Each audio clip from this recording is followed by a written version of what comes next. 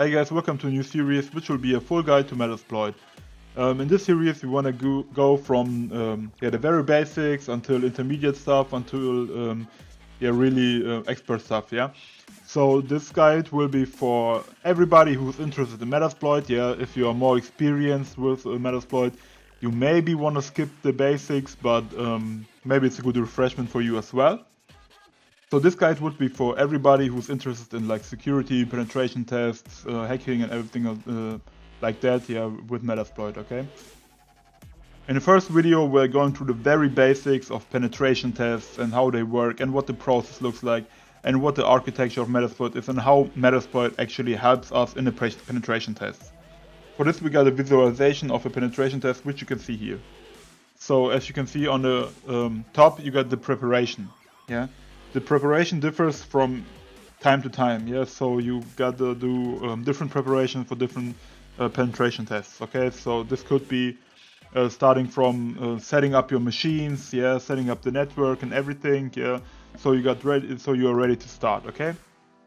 The next thing would be information gathering or recon. Okay, this is probably the most important part in penetration testing. Okay, this is overlooked by beginners very often, but trust me, this is the most important part, and I think the most experts will agree on this. Okay, so in this phase you want to get every single bit of information you can get from your target. Okay, this would start by looking at the web page, like looking up for Google searches, Google Docs, okay, which would be another tutorial, but this is important, okay? Maybe even physically going to the place and finding out information there, okay? So information gathering is a really big part, yeah, so and it could help you in the long term very, very much, okay? So really don't overlook this part, okay? So as you can see, the arrow goes down to remote exploit, password access, client-side attacks, and the list could be a bit longer. This is actually the exploitation phase, okay? Where you want to try to get access to the machine, try to get it persistent, yeah? You don't want to access for like a minute or even an hour or something, yeah? If the person shuts down the machine and your backdoor is gone or something. You want a persistent access to the machine, okay? This is the exploitation phase, yeah? After that, there's a privilege escalation, yeah? So once you got access, you wanna escalate your privileges so you can get every information on the machine you wanna get, okay? So the next thing, and this would be local system analysis. So you wanna try and get every single bit of information on the machine that you are on, okay? For that you need the privileges in the step before, yeah, and try to get as much information as you can get of your target, yeah, or even files what you need and so on. And the next thing would be pivoting. For everybody who don't know, pivoting is like if you're on a machine in a network, yeah, and you compromised it, you try to get on another machine in the network from this machine on, okay? So you try to hack another machine in the network from the machine you already hacked, okay? This is pivoting, and Metasploit helps you actually much in this field, okay? So and then once you're on another machine in the network, yeah, the whole process starts over again, okay? You try to get new information there and try to get access on the machine and so on and so forth, okay? So it's like a circle, yeah, this whole process. It's not a strict thing where you do every time the same, you hack a machine or something, okay? So forget all this movies, yeah, where it's like sitting from terminal in front of a terminal and hack away anything they want, okay? This is not how it works, okay? For example, recon can take weeks to months of preparation, yeah, and of information gathering, and maybe even longer, yeah. So see this thing as the whole process, okay? And you gotta go through it if you wanna be successful in what you're doing, yeah. And the last part would be the documentation. Yeah, so you wanna document everything you did and how you get there and what did you find and so on. Yeah, and of course you wanna document all what you're doing while the whole process is going on. Okay, so you don't want to go through the process like 5 times and then document, because you are going to forget something. So try to document everything you find, and this will help you out in the process as well. So you have already your data in front of you. Okay, you don't have to look it up or remember it. Where was I? Which access do I got? And so on and so forth. So a well-documented penetration test is really important. Okay, for the next part, we want to look at different types of penetration tests. Okay, so as you can see in the graph here, yeah, the bottom axis is the attacker's knowledge of the target. Okay, from no knowledge to everything. Yeah, and from top to bottom, you got target's knowledge of the attack.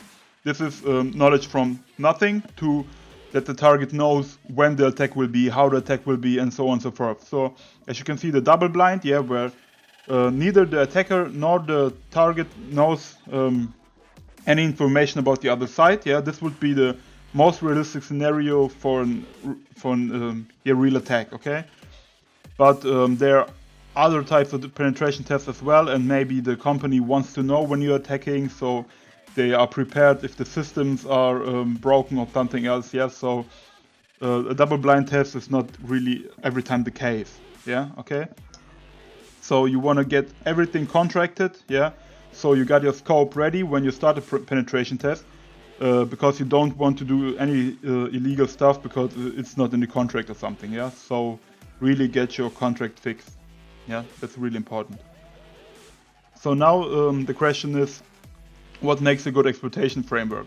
So as we just saw, there are many steps in the penetration test, yeah.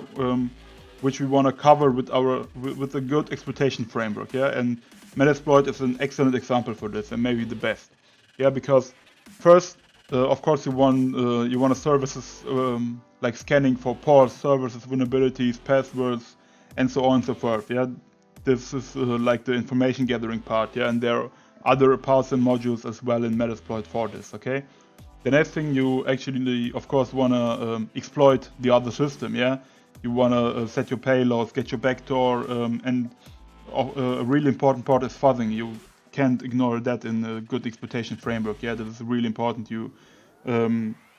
If you do not want to be a script KD or something else, yeah, you gotta have this part in your exploitation framework.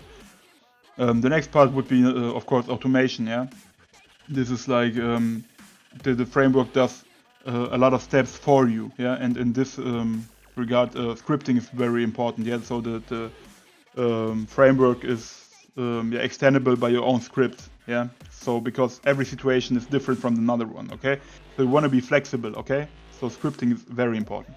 The next part that is really important is that you got a centralized management system. Yeah, so you got everything, every information, every payload you use, and every script use, yeah, handled by one centralized system. Okay.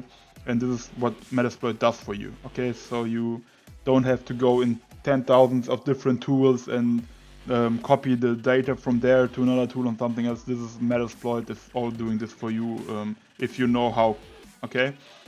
And the last part would be, of course, compatibility with other tools, okay? So this goes hand in hand with the centralized management system.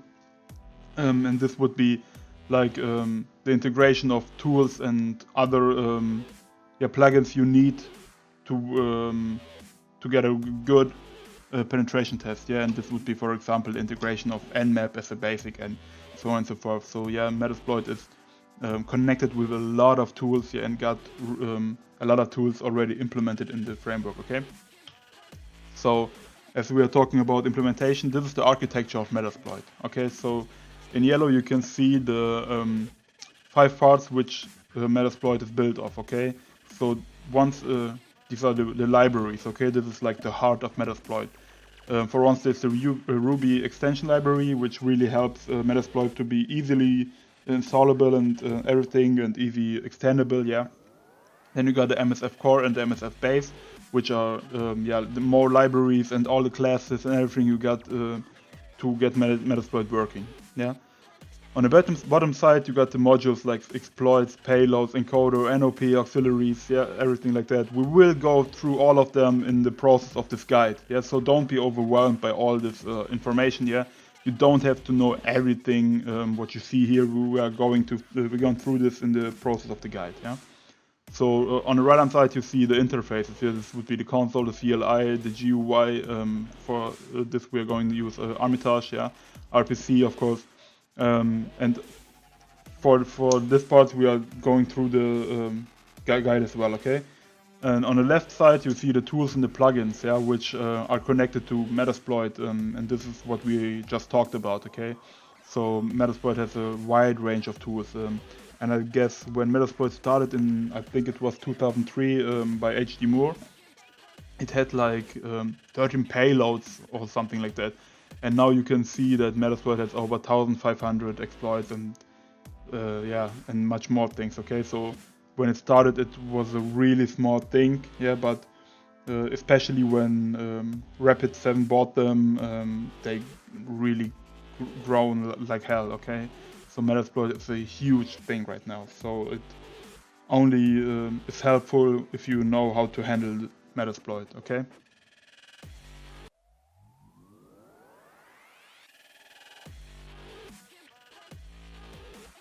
So we know this is very theoretical, everything that we've done here, okay? But if to be good at something, you gotta understand how it works, okay? So please don't skip just over this information. Yeah, I know it's not that detailed, but we will go through the details in the process. But we hope that you keep that in mind, yeah, and relate to that when we are further in the guide, okay?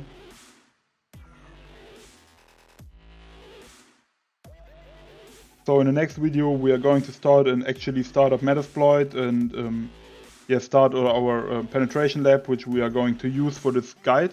Okay, so we will start Kali Linux. This is of course the distribution we are going to use for this tutorial. Okay, and we're going to use Metasploitable. Yes, another system. If you don't know how what this is, we got actually 2 tutorials on how to install them, and we will link them in the description below. And you go ahead and prepare yourself and install the system so we can go on the yeah, guide. And if you have any questions, feel free to leave them in the comment section below. We'll try to answer every question you've got. And if you like the video, please leave it a thumbs up and a subscribe.